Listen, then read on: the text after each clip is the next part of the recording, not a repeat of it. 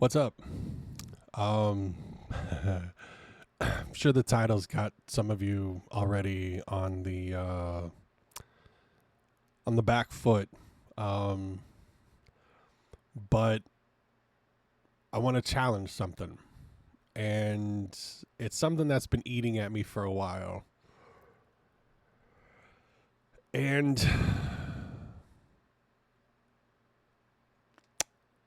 I don't want to say that I want to have a revolution so much as a realization. Um, I'll share some stories with you real quick. Um, to kind of give you an idea where I'm coming from. Back in the 80s, when I'd have someone watch me while my mom flew to various parts of the country for certain conventions and things like that. Um, I remember there were times we would park, walk into the airport, be able to figure out, oh, this one's coming in from Dallas. It should be at gate 35. So we go walk to gate 35 and you sit there and you wait. And there was something beautiful about those moments. We don't have those moments anymore. It's a damn shame, but we'll get to that here in a second. And those moments that I'm talking about are probably the most honest and pure human moment you're ever going to see. The closest thing that you get to it now is if you see any of those videos where you have someone who was in the military and then they surprise show up and there's just this big emotion overload of just all the fear and stuff that was washed away by the sheer unbridled untempered happiness that was right in front of them, that this person is back in their life and they get to embrace them again. It was the same thing that used to happen in the airports. You got it all the time. And I don't know if you're like me and you see those videos of military people coming back and surprising others, but it is touching. It is very emotional and it's hard. It is hard not to tear up watching this, especially if you get a good view of the person's face who they're surprising and you just watch the fear melt away. You watch the joy get replaced, and then you just get to feel the elation and the relief that this person is here and they get to hold them again, get to speak to them again, get to smell them again. Those were the same things that we used to have in the airport. And it wasn't just for military personnel, it was for anybody. You know, you had kids that hadn't seen their parents in a couple of days, sometimes a week or so. They fly in, you hear that squeal of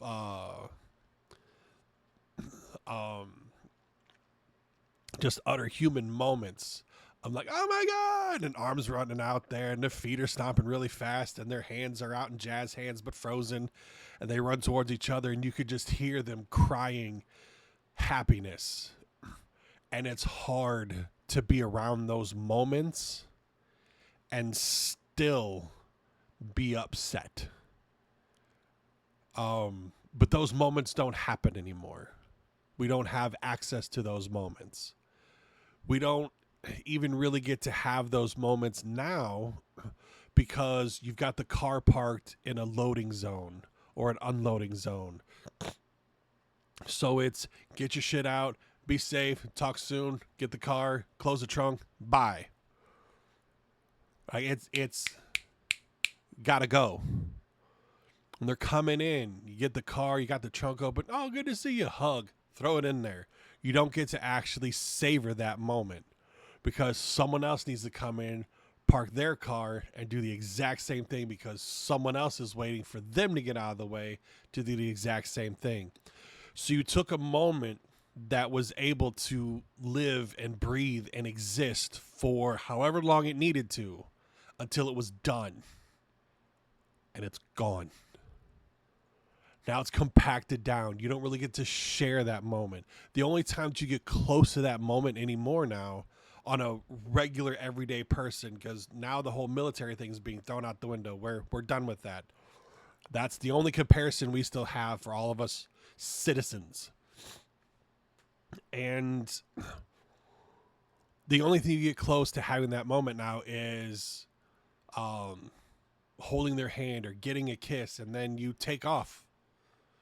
And you can still hold hands, and now you just get to talk about it. But that moment of being able to kind of unload all of these emotions and shit is gone. We do not have that in the world anymore, and we are lesser for it. It is sad that that moment has been ripped from us. We don't have it anymore. There's a good chance we probably never will, which is not fair to people. We still need to have those moments where we can hit an emotional reset to be able to go forward and be like, this was a cemented moment of happiness that I get to hold with me. You don't get those anymore. They're gone.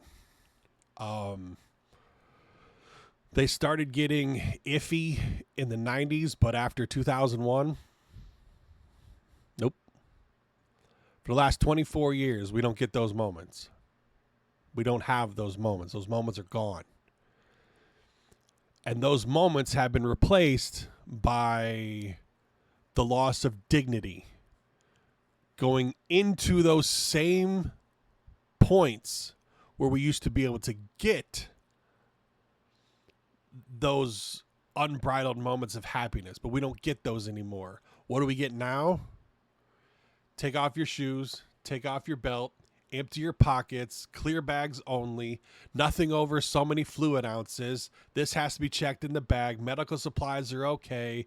You can't carry lighters, but you can get matches in the bar from inside the fucking airport. Whatever the hell that's about. And you have all of these clamps that have been put on us, and we just accept it. And it used to be, give yourself about half hour, 45 minutes before your flight. You had plenty of time to get through everything. Now they tell you that you need to be at the airport a minimum of 1 hour ahead of time, usually between 1 to 2 hours. Well, that slowed down because then people couldn't afford to fly. There was just, price of tickets was way too high.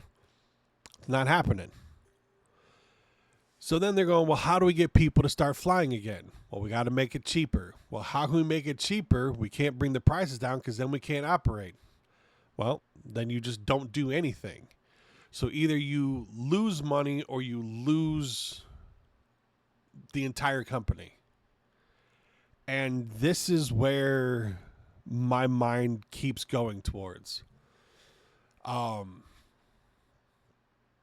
That there is a severe disconnection with everything. When you go to take a business course or an economics course in college, one of the first things they tell you is every successful business gets 5% profit every single year. That in and of itself is an idiotic statement. Because how can you expect a 5% growth every single year? So let me share some facts with you.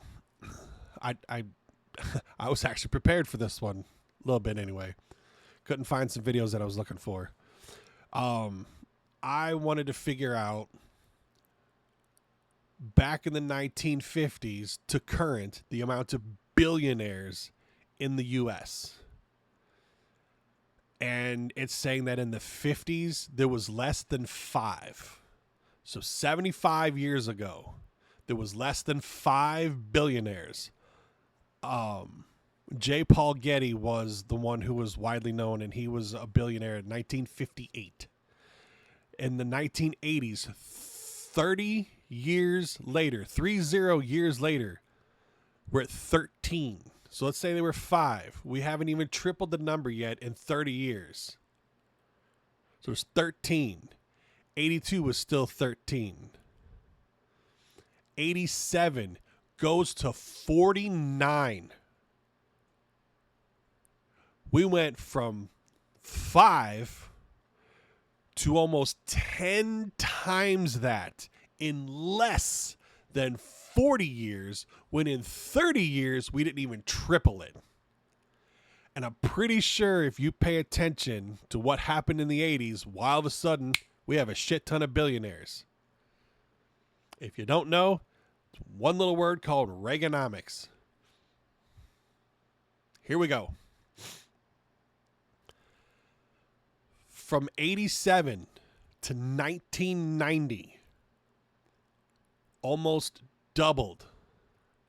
49 to 99. Actually, it more than doubled. So we're almost in triple digits in billionaires by 1990. 2004, 14 years later, went from 99 to 587. 2020 was 610. 2021, 610 to 719. 2023, 748. Last year, 813. What the fuck? If hearing these numbers does not piss you off, then I don't know. I seriously, I don't understand. How do you have 813 billion?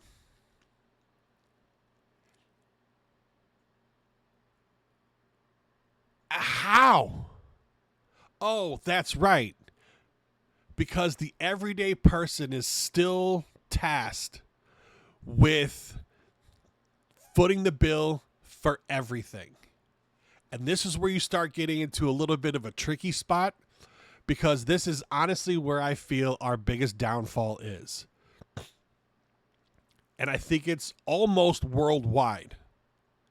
There's a few spots where it might not be as prevalent, but there are still spots worldwide.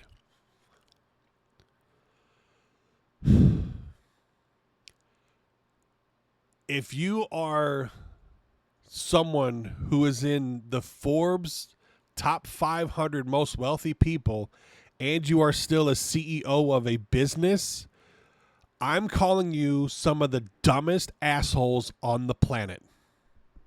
I'm calling you out now. I don't give a shit if I hurt your feelings. You're a dumb shit. And do you want to know why? Do you not remember the whole backstory of if you want to make money, you have to have money? Or if you want to make money, you have to spend money. Okay, so if you consistently pay your workers an unlivable wage, they're going to realize, just like I have years ago, if you didn't learn this in 2019, 2020, I don't know what to tell you. But it's 100% true. Back in 2019, 2020, we had essential workers to where these were people that know you still have to go out and work. Everyone else can sit at home. Almost every single person who got to stay at home was considered a non-essential worker. So why the fuck do they still get paid more?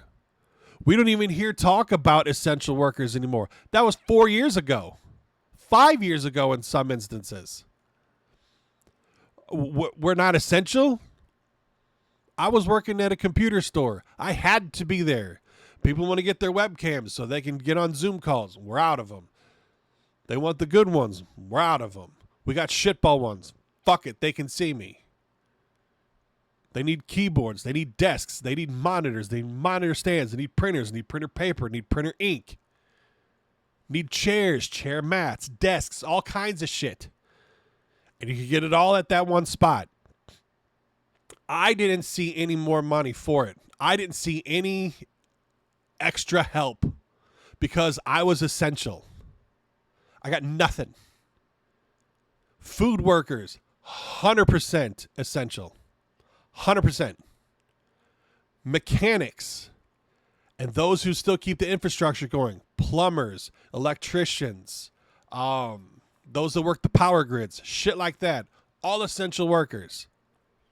Construction workers to still keep the roads that those of us that were essential need to still get out there. So if you repair shit, you were essential. Call centers, not fucking essential.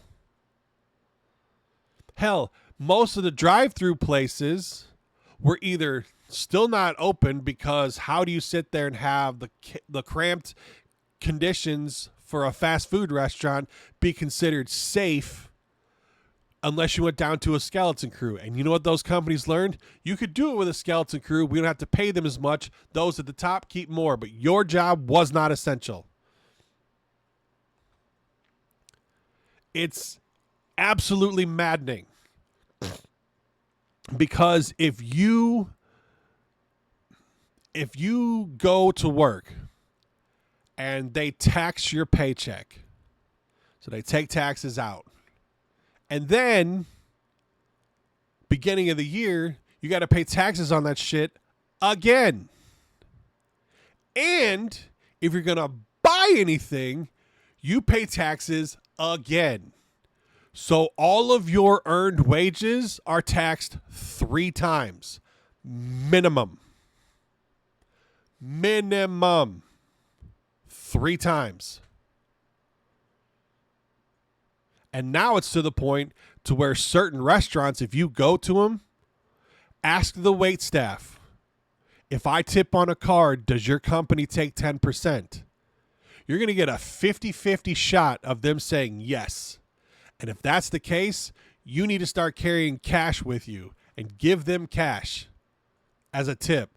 Pay for everything on the card, 100% understandable. But let them keep that cash. Because not only do they pay like shit, but now they're taking the tips. This is my ultimate question. This is where I start getting pissed off. And this is where I think you need to have a good soul-searching moment once you hear this question asked. What comfort are you willing to give up to enact change? Because that's what the hell it boils down to.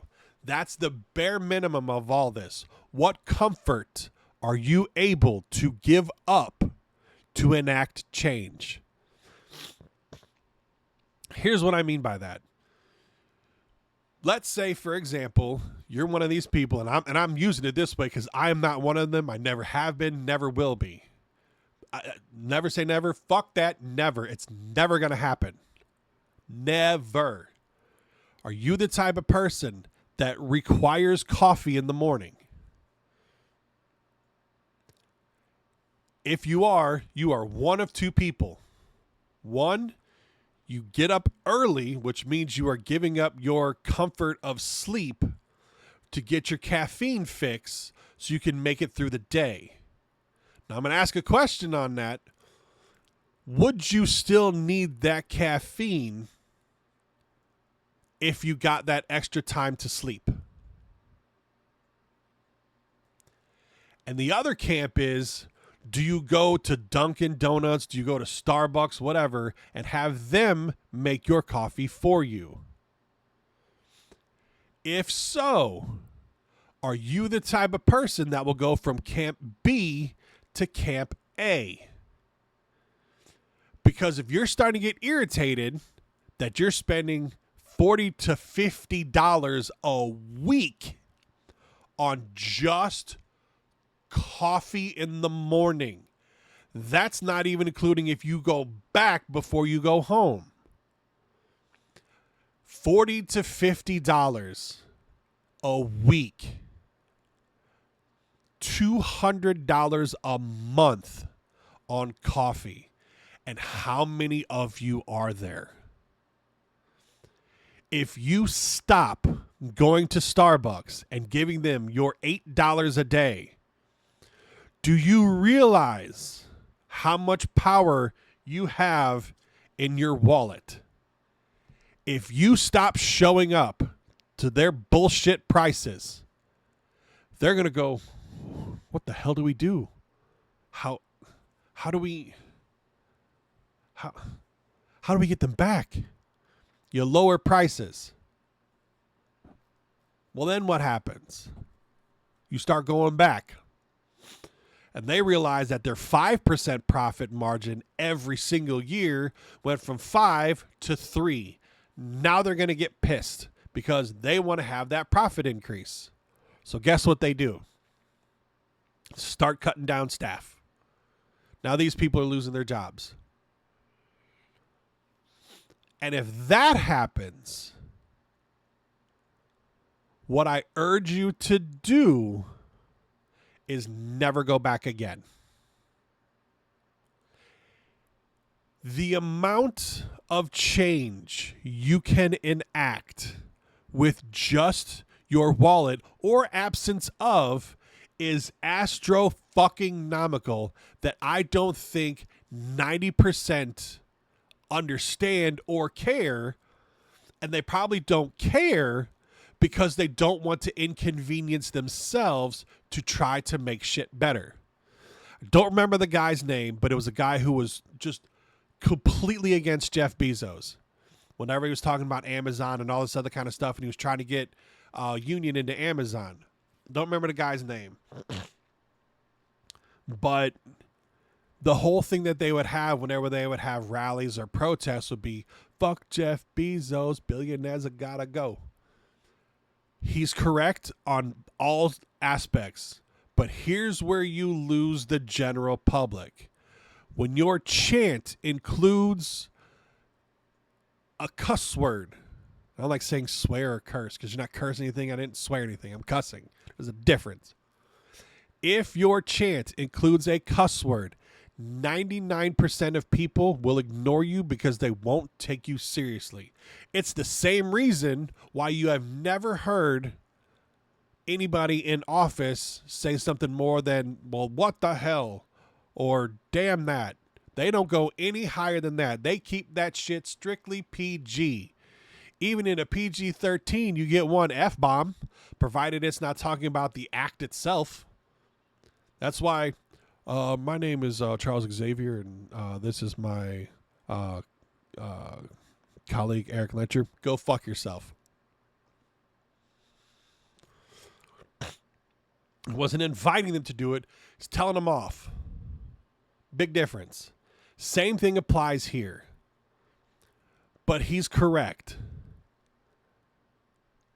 If we stop giving attention and time and money to these 813 assholes that give no shits about you, provided you keep giving them part of your wallet, or you give them your vote.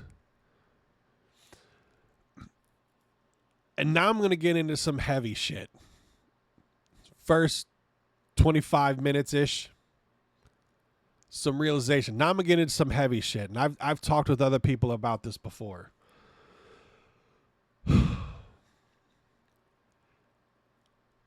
During the 1950s and 60s, what dog breed was the most feared and or hated in the U.S.?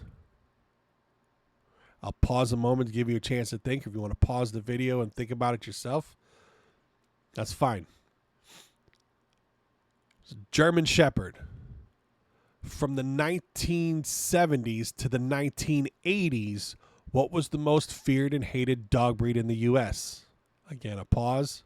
Want to pause it yourself? Go ahead. Give you time to think. Doberman Pinscher. From the 1990s to the 2000s, what was the most hated and or feared dog breed in the U.S.? Again, pause the video if you wish, or I'll ramble a little bit and give you time to think. The Rottweiler. And from the early 2000s on, what has been the most feared dog breed or hated dog breed in the U.S.? Finally got one. Pit Bulls.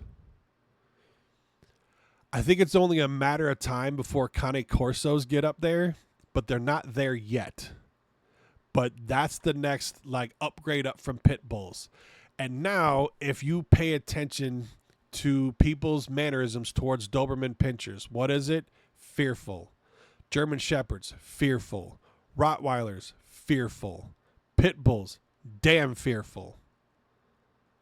But no matter how many times someone tells you the animal itself is not to blame, it's whomever trained and raised them. Doesn't matter how many times you say that, people won't listen. They'll remember that fear that was in the back of their head. Now, at that same time, follow me on this one, from the 1950s to the 1960s, what was the most hated and or feared group in the U.S. at the time? Pause the video if you need to. I'll ramble a little bit, give you time to think. It's not too hard once you kind of come to it. Black people. Plain and simple. From the 1970s to the 1980s, what was the most hated and or feared group of people in the U.S.? Again, pause. I'll ramble for a moment, give you time to think. The Russians. Remember the Cold War. Completely terrified of all of that. The 1990s to the 2000s, what was the most hated and or feared group of people in the U.S.? Again, pause. A little bit of ramblings. Try and give you time to think. Come up with an answer. Middle Eastern. The early 2000s until current, it's been kind of a mixed bag. We haven't really locked in on one, but it's a mixed bag between Russia, again, North Korea, and still Middle Easterns. And this is my ultimate takeaway from all of that. And this is where I truly, truly think all this stems down to. And follow me on this one, because this is a hell of a train ride. America, as it currently is and has been since the 80s, cannot survive without hating something. We have to hate shit. It has to be a thing. Period. It is ultimately what ends up happening. Someone brings up Middle Easterns. Fuck all them Muslims and shit. Everybody loses their minds. It's a perpetual cycle of fear and hatred. And I brought up the dog breeds to give you something a little bit more substantial and local to really focus on. Because it's true. It's damn true. Thank you, Kurt Angle. I don't know why I did that. You're still alive. But thank you, Kurt Angle. It's true. And when we run out of shit to hate outside the country, our hate is pointed at one another. Old versus young, man versus woman, black versus white versus every race, rich versus poor, disabled versus not, tall versus short, fat versus skinny. We have been in a constant state of hatred, and it hasn't stopped. There has not been a time that I can recall, other than moments, and I say moments very, very specifically, because moments are an enclosed time sequence. Because if you have a moment like September 11th, for the next month to a month and a half, dude, all of our hatred for each other was turned away. It was the person standing next to you, the kid that was walking up to you to say hi. You greeted everyone. You helped everyone. There was a solidarity in America, and it was gorgeous. But it only lasted a little bit because we had to focus hatred again. Where did that hatred go? So now, and I understand that talking about hatred and hated people, now I am considered the poster child for hatred. Middle-aged white guy, especially a middle-aged single white guy with no kids. Everybody hates me. I am considered to be someone who is just a giant piece of shit and the world would be better off without of. That's more hatred. That's more hatred. Nothing is going to become of this. Other countries have started to learn how to work together to not have this type of bullshit that we keep feeding off of, that we keep feeding into, and we keep feeding each other. Here's an example. If I say something like, you people piss me off, what's the first thing that came to your mind? Exactly. That was the first thing to come to your mind. Because it has been attributed one direction.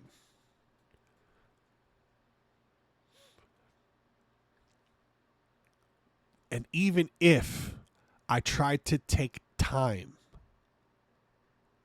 to flip that around to go, that's not what I meant, so many people wouldn't even give me that chance. Here's a real world example.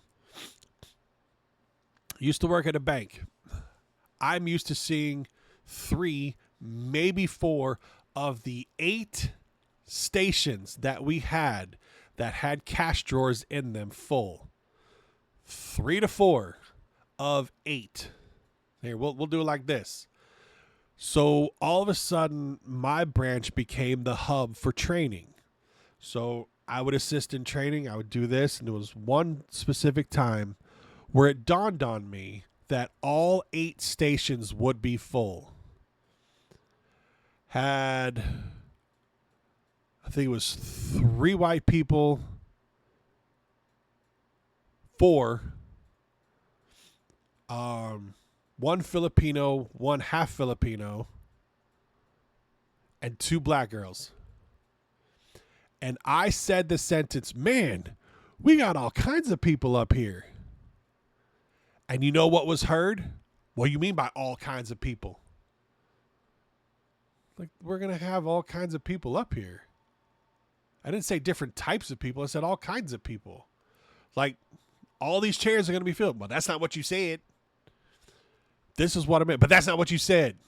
So even in that moment, I was pinned as being racist when I did not mean racism at all. It was the number of people. And I said all kinds, not all types. There is differences. You can have all kinds of food, but you can have all different types of food too. 2 completely different things. Went to the branch manager at the time, and the half Filipino stood up for me. So did the Filipino. I'm going, that is not what he meant. And it was just, don't care. That's what I thought. That's what I'm sticking with. And that's what's wrong. I went to the branch manager and I said, I'm getting out in front of this. This is what I said. That is not what I meant. I tried to sit there and explain, and it didn't matter. It did not matter what I said. What she heard was what she heard, and there was nothing I could do to walk that back. That's the problem. We get locked into hatred that is defined in specific ways that we just push this on everybody around us. And I remember thinking, it's got to be exhausting as fuck to be that angry at all kinds of shit all the time. Like, how do you even have that much anger in you? That's exhausting. Or you already have preloaded responses. Do we just start throwing shit out there? I mean, it's so bad now that you hear shit like, you can't be racist to white people. What the hell kind of shit is that? How? How does that exist? How can you sit there and say you can't be racist to white people as if racism itself is solely a white person thing? No, the fuck it's not. It's not. That's why I can't stand a term called reverse racism, which is if it's a black person that's racist to a white person. No, that's just racist. It's not reverse racism. Racism is not outwards from white. That's not how it works. And there's so many times where you just have to think, how has education fallen this far? How? How are we this dumb? We're not dumb. We're comfortable. We are comfortable hating everything around us. We are comfortable getting to the point to where those in power and money are always right. We're malleable. But the Catholic Church says get them when they're young. It's the same thing. But look at the young kids. This is my friend David. This is my friend Trevor. One's black, one's Indian. They don't care. They just see someone who's nice to them that they have a good time playing with. And then we as adults, we tear that from them. We steal that from them. And we push our own bullshit onto them. We imprint it onto them. We tell them, no. You don't put creamer in your coffee. You have black coffee or no coffee. You don't get to put chocolate syrup on your vanilla ice cream. Either you have vanilla ice cream or you don't. And it's got to stop. The hatred to one another has to stop. If we're going to hate things, then let's hate things. Hate the fact that those in power are given things all the time. That's why they don't need to spend money. Want an example? Look at celebrity endorsements.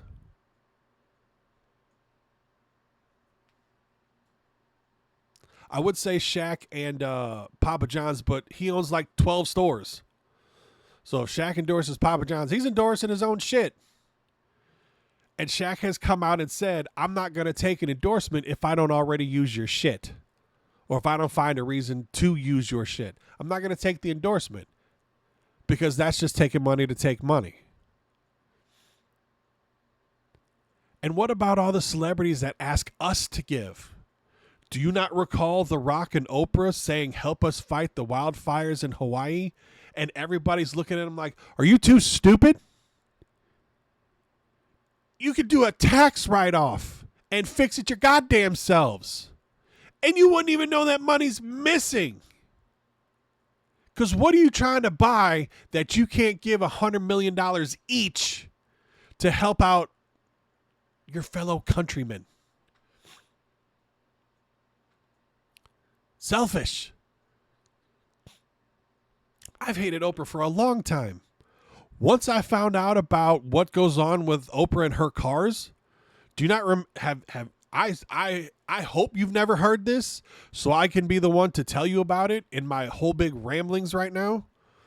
Whenever Oprah was like, everybody gets a new car, you get a new car, you get a new car, you get a new car, you had to pay for them. Think about the logistics of that for a moment.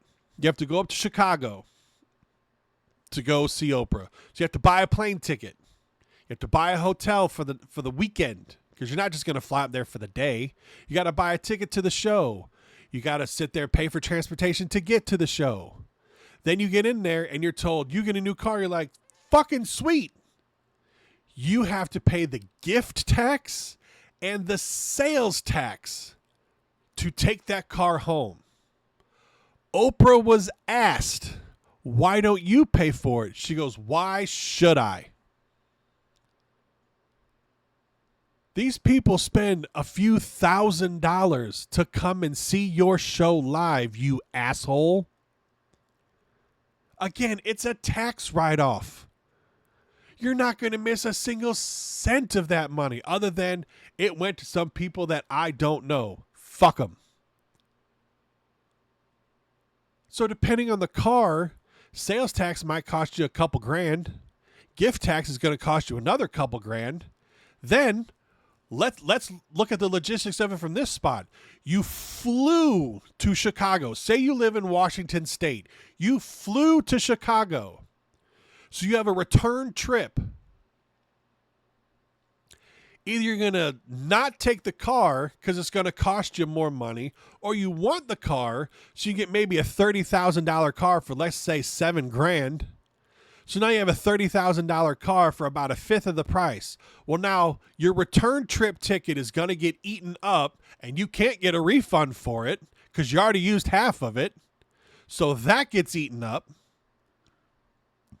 And then you got to get the car home.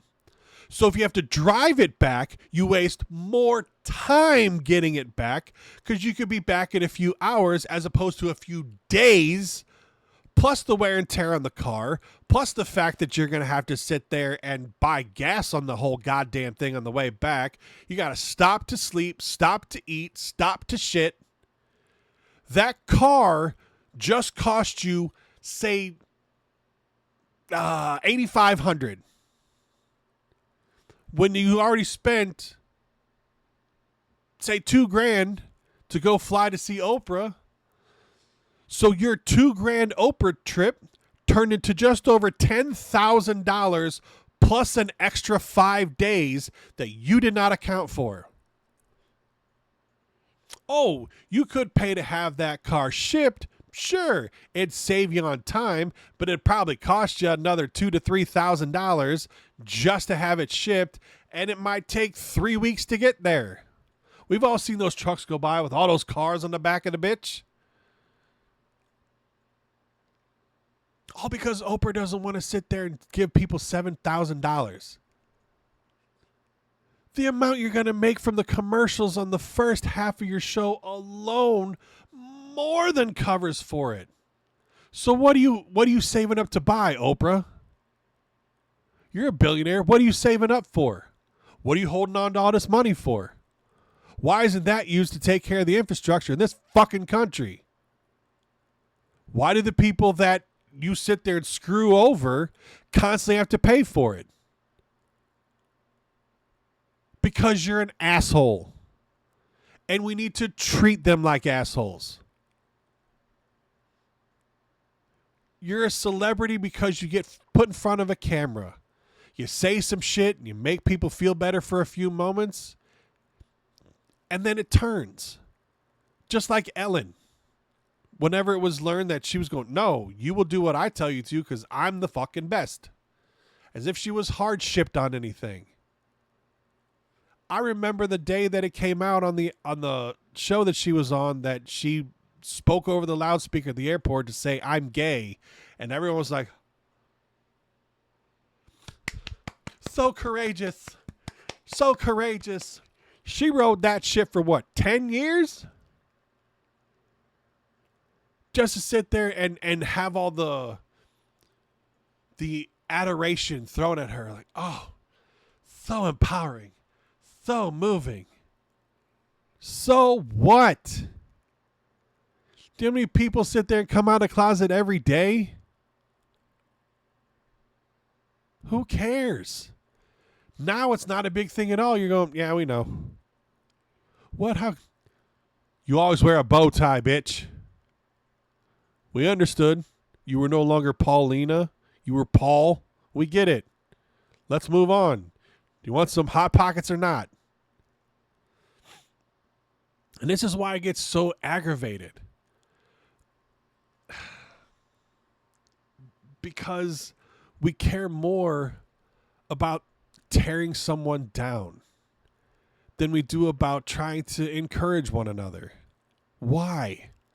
Because America has to hate shit.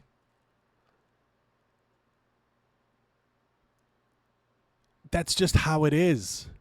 That's how we've let it become. We've let them take our moments from us in the airport of having those moments that we as normal human beings don't get to share. Now it's watch my dog in house. I'll go park my car. I'll go drive it and come back. Those moments are gone. And we let them go. I can remember when there was smoking on airplanes. I was only on an airplane once, whenever that happened, but I remember it. I remember not liking it at all. Wasn't a damn thing I could do about it. I was 6. It was 40 fucking years ago. And how have we gotten better? If you're going to have a slogan like "Make America Great Again," then actually do it. What are you going to do to have that happen? Because it's not going to be up to the people with the slogan.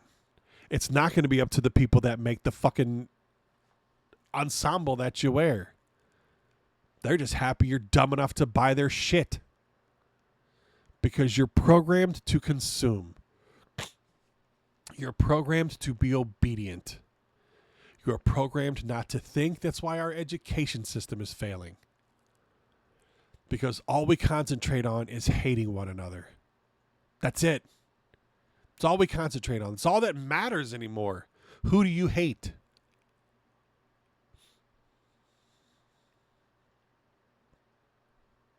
Here's another example that comes pretty much straight out of St. Louis.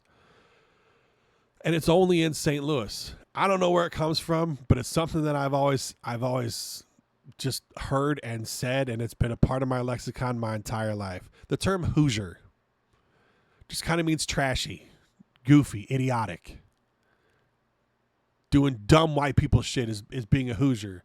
You go outside of St. Louis, they're like, oh yeah, you mean the Indiana college team? Yeah, what about them?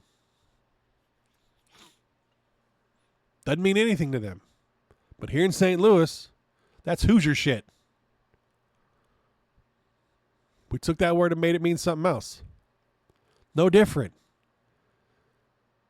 Selective hatred. And I don't even hate anybody from Indiana. I just think if you're like, oh yeah, I'm a Hoosier, I start laughing. Because I was raised that it was not what you meant. It was raised to be trashy and idiotic. You're a Hoosier. That's Hoosier shit. It's Hoosier white people shit. Same thing. It's still systemic. So if we didn't call people Hoosiers in a derogatory term in St. Louis, there would be no derogatory term associated with the word Hoosier anywhere in this country. But as such, it exists here in St. Louis. Period. And just from that alone, you can start pointing at every little thing. Going up north, what do they call a carbonated beverage? Coke. What kind of Coke do you want? Bitch, I'll take a Sprite. Fuck Coke. You go west and south, what do you get? Pop. What kind of pop you want? Well, not in the fucking teeth, I'll tell you that, because I'll pop you back. Even things like that, we start just kind of going, oh, no, We condemn people for differences. We don't celebrate them. Another example, look how many times you see a white person with dreads or braids. That's black people shit. No, it actually isn't. It's called a Dutch braid. You use it more. It's not exclusive to you. You don't have rights to it. Sorry, but you don't. But we concentrate on that stuff. That's cultural appropriation. No, the fuck it's not. Grow up. Seriously. I can't tell you how many times people just need to be told, grow up. But if you truly want to actually make America great again, let's go back to pre-1990. Knock some of these billionaires down.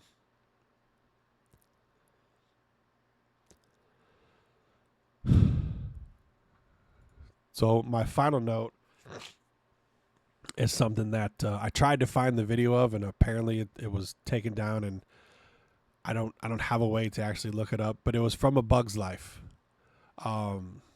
Whenever it's towards the end of the film, when they're in the bar and they're having their little water drops and shit, Hopper says, "Guys, order another round because we're staying here." What was I thinking going back to Ant Island? I mean, we just got here and we have more than enough food to get us through the winter, right? Why go back? But there was that ant that stood up to me. Axel says, "Yeah, but we can forget about him." "Yeah, it was just one ant." "Oh, one ant." "Yeah, you're right. It's just one ant." "Yeah, boss, they're puny." Puny. "Say, let's pretend this puny little ant. Oh, let's pretend this grain is a puny little ant." Throws grain at Loco. "Did that hurt?" "Nope." "How about this one?" Throws one at Axel. "Are you kidding?" "Well, how about this?" Rips the stopper out and crushes the 3 grasshoppers under an avalanche of grain, causing the laughter to stop. "You let one ant stand up to us, then they all might stand up. Those puny little ants outnumber us 100-1. And if they ever figure that out, there goes our way of life. It's not about food. It's about keeping those ants in line. That's why we're going back." Think about it. We don't need a single billionaire. But they need us to keep buying their shit to keep the billions we keep feeding into them. So where does your comfort stop? Where can you be uncomfortable or inconvenienced slightly to start shedding away the money that we shovel towards them that never comes back our way to help us out?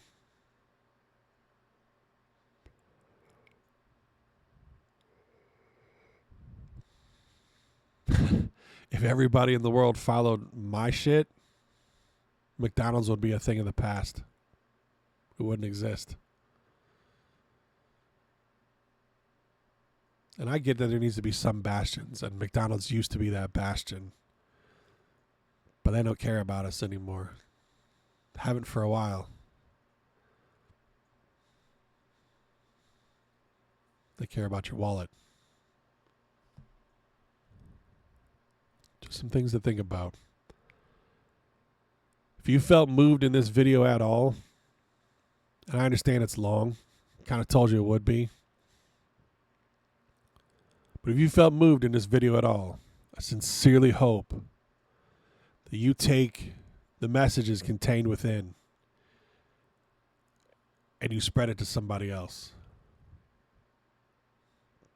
It's the only way we truly can make America great again. Just my thoughts.